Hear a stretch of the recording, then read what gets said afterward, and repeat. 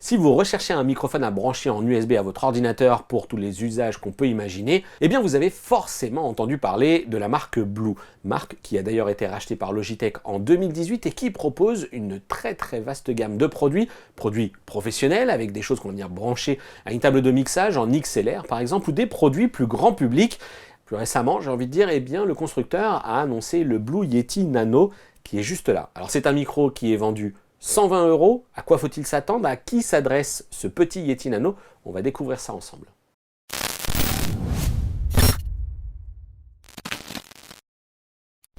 Plutôt que de vous lister les caractéristiques techniques qui n'ont rien de franchement très sexy sur un microphone USB, je préfère encore les afficher juste là, sur le côté. Vous retiendrez l'essentiel des informations et puis surtout pendant que vous en prenez connaissance, moi je peux m'attarder un petit peu plus sur le design de ce produit parce que même si le Yeti Nano il se veut plus abordable, eh bien franchement, moi je trouve qu'il est très réussi ce micro. Et regardez un petit peu, eh bien au niveau de la grille ici, c'est absolument pas une grille en plastique, c'est vraiment une grille métallique. On a ici petit insert façon chrome, le corps du produit est très joli et puis surtout on a aussi ce socle robuste, on a une bonne préhension, il est suffisamment lourd pour s'assurer de l'excellente stabilité du produit lorsqu'il va venir être posé tout simplement sur le bureau. Il n'y a aucun risque avec l'inclinaison que le micro bascule. Ça c'est vraiment une marque de fabrique, la qualité de conception des produits chez Blue est selon moi vraiment indiscutable, c'est vraiment un très bon point. On va aussi faire le tour très rapidement de la suite de la conception avec ici un bouton en façade, bouton et molette. Une molette pour régler le volume du retour casque et un bouton, il suffit d'appuyer dessus pour couper ou allumer le micro. Et pour en finir donc avec la conception de ce microphone, eh bien c'est à l'arrière qu'on retrouve le bouton qui permet de sélectionner le pattern, autrement dit le mode d'enregistrement de son disponible, cardioïde ou omnidirectionnel. Voilà pour les explications. On pourrait donc penser que côté conception, tout va bien avec ce Blue Yeti Nano et pourtant, moi ce petit format me pose un gros problème et je vous explique pourquoi. Et pour comprendre ce qui me pose problème, je vais me plonger tout simplement dans un cas de figure assez simple. Imaginons je suis un grand gamer et je suis devant mon PC, je m'apprête à faire une vidéo sur ma chaîne Twitch. J'ai installé le Yeti Nano juste à côté de moi et je l'ai configuré de façon à ce que le gain soit au bon niveau, c'est-à-dire que j'utilise le retour de mes logiciels d'acquisition, en l'occurrence ici j'utilise Adobe Premiere et le logiciel Blue Sherpa qui est le seul moyen vraiment efficace de régler le gain assez facilement. Évidemment, on peut aller dans les options Windows, on peut aussi gérer le gain dans les options de son logiciel d'acquisition, mais le logiciel Blue Sherpa vous permet de le faire vraiment très facilement en ajustant ce curseur. Et en raison donc justement de la petite taille du micro, je suis obligé de pousser le gain assez haut, en l'occurrence ici je suis à 80%, pour avoir une jauge qui vient flirter avec les bons niveaux de qualité audio. Voilà. A l'inverse, le souci, c'est que ça provoque forcément cette haute sensibilité, une captation de tous les bruits parasites. Vous devez l'entendre, il y a l'écho de la pièce. Moi, dans mon retour casque, j'entends même le bruit des oiseaux à l'extérieur. Et puis surtout, si je suis un gamer, forcément, je vais utiliser ma souris. Et alors la souris, ça donne ça. J'ai peut-être aussi un petit peu tapé sur mon bureau, parce que je suis un petit peu énervé. Et puis, je vais juste peut-être tapoter, ou juste tout simplement frotter mes bras. Voilà, vraiment vous voyez, il y a beaucoup d'éléments qui font que c'est parasite. Et alors le pire de tous, c'est sans doute si vous êtes gamer et que vous utilisez un clavier mécanique, alors là c'est le must, ça devient juste insupportable. On voit bien que forcément la proximité du micro avec le clavier pose un vrai souci. Alors évidemment, je peux tout à fait rapprocher le micro vers moi, et auquel cas, en temps réel, il faut quand même que j'ajuste un petit peu. Voilà, je peux descendre là, visiblement, aux alentours des 74-75. La jauge est au vert lorsque je parle, mais à nouveau, si j'utilise ma souris, les clics, les tapotis sur mon clavier, forcément, ça va venir créer des parasites.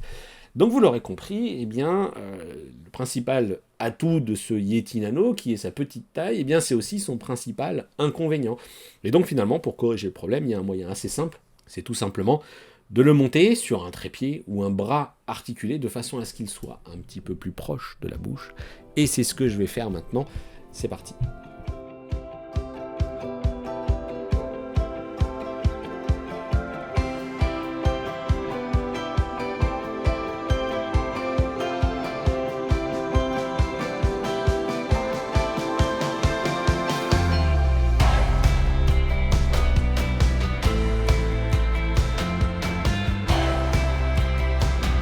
Voilà, dans cette configuration, évidemment, si je garde le même réglage que tout à l'heure, eh bien, je sature, je suis tout de suite très haut, donc je vais tout simplement me limiter à visiblement 50% serait un bon réglage là-dessus.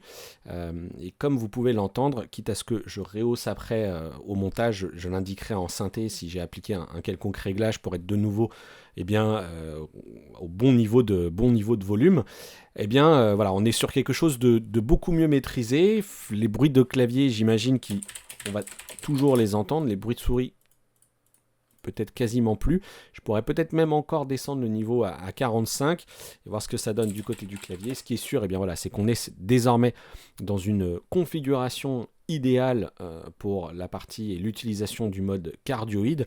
En mode omnidirectionnel, eh bien, il suffit pour cela, comme je le disais, eh bien, de basculer et d'activer le changement. Et là, eh bien, tout simplement, je peux me balader tout autour du micro, parler comme ceci, et vous l'entendez, je n'ai pas spécialement de changement de qualité. Si je rebascule sur le mode cardioïde, on va bien entendre que là, eh bien, j'ai le micro qui domine en façade, et puis dès que je passe derrière, forcément, la qualité n'est plus du tout la même. Je rebascule en mode cardioïde parce que ce que vous entendez peut-être quand même aussi, eh bien, c'est de temps en temps des petits effets pop. Moi, il m'est arrivé d'en remarquer quand même pas mal à l'occasion des tests. Et pour ça, eh bien, il y a un accessoire qui coûte 15 € sur un célèbre site de vente en ligne et qui résout quand même bien le problème de ces pops et de ce bruit de vent qu'on peut avoir, ces bruits de souffle. Regardez si je...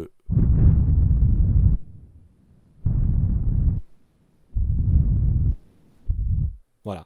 Pour 15 €, la magie opère. Et bien voilà, cette vidéo touche à sa fin. Il ne me reste plus qu'à vous livrer mon verdict. Pour cela, eh bien, j'ai enlevé mon casque volontairement. J'ai gardé les niveaux de réglage tels qu'ils étaient. Je m'assure que je ne sois pas trop haut dans les jauges, ni même trop bas. Mais mon vrai problème, eh bien, c'est que c'est un micro qui est finalement, certes, bien fini, compte tenu de son prix, mais son pied, moi, je n'imagine absolument pas utiliser ça au quotidien. Parce que comme on a pu le voir ensemble, eh bien, la proximité avec le bureau et le fait qu'on soit finalement, nous, trop loin du micro, nous force à jouer un petit peu plus sur le gain et ça crée des effets parasites indésirables. Voilà. Bon, alors vous l'aurez compris, dans ce verdict, eh bien, je ne vous recommande pas de foncer tête baissée et d'acheter ce Yeti Nano. C'est certes un produit au niveau de la tarification qui peut être intéressant, mais je vous invite plutôt à reconsidérer votre achat. Soit vous avez de réelles ambitions et d'aller un petit peu plus loin dans tout ce qui est production de contenu audio ou vidéo, et les deux même d'ailleurs, et vous avez besoin d'un produit de qualité, et auquel cas le Blue Yeti X reste aujourd'hui un produit avec un excellent rapport qualité-prix, soit vous souhaitez une solution un petit peu intermédiaire.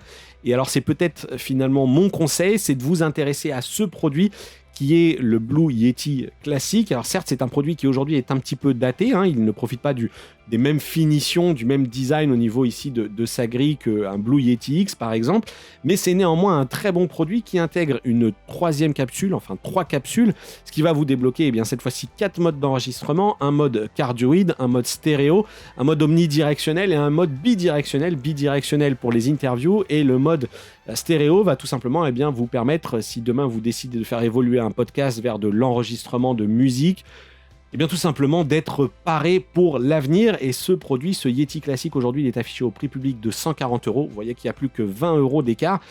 Et forcément, si vous le trouvez en promo, ça peut vraiment se justifier de basculer vers ce Blue Yeti classique. J'ajoute le terme classique pour ne pas le confondre avec le X ou avec le Nano. N'hésitez pas toujours à lâcher votre petit pouce bleu, ça nous motive à faire des vidéos. Partagez, likez, faites votre commentaire encore une fois. Je vous dis à bientôt pour un prochain test en vidéo. D'ici là, portez-vous bien.